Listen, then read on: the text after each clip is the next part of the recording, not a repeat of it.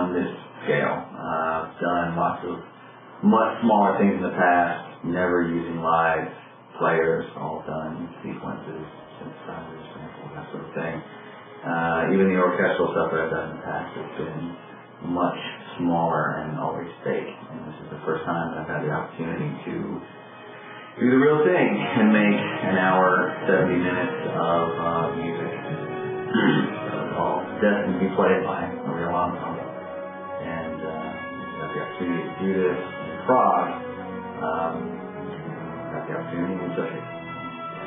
Put to work about a year ago, starting to generate all this stuff, and wrote, and whittled it down to things that made the cut, and got a hold of Andy Brick, who's the orchestrator and conductor and jack of all trades, and he hooked us up with the orchestra over here.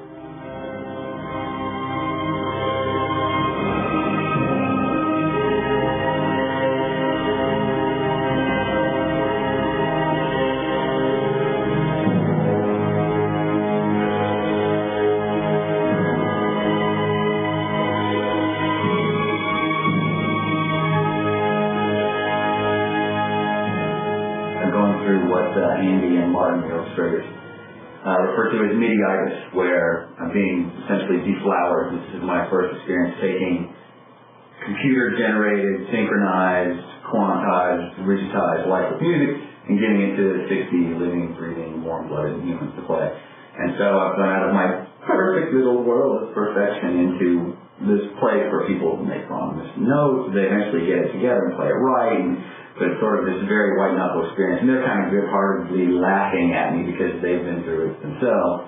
And it's a weird experience to go through. But at the end of the day, once you come out the other side, it's pretty amazing to sort of let go of the, composed in a hermetically sealed vacuum world of MIDI sequences.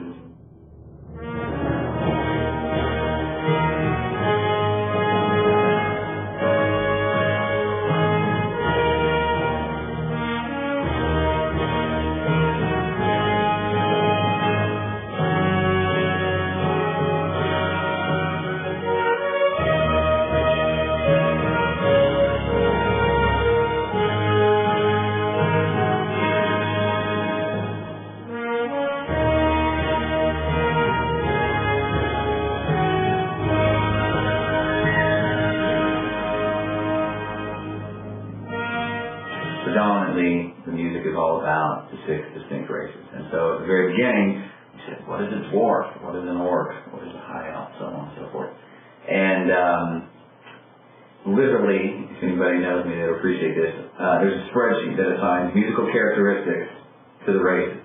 So all the way down from, what sort of scales and modal inflections would a dwarf have, would chaos have, what sort of tonality, what sort of timbres, instrumentation, orchestration, all the way down to stupid stuff like, does a dwarf have a snare drum? No. Does Empire? Yes. Chaos? Absolutely not. Does High Elf? Sure.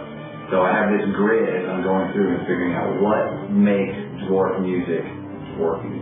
And I can look at these very specific criteria. Well, pentatonic, and brass carries the melody all the time, and it has this kind of percussion, but not that kind of percussion, because dwarfs get that kind of percussion. And then using that as kind of starting point, pouring the character of each particular race into that framework. Some are pretty obvious and easy, the dwarfs, proud, venerable, horn-based fanfare, kind of war stuff.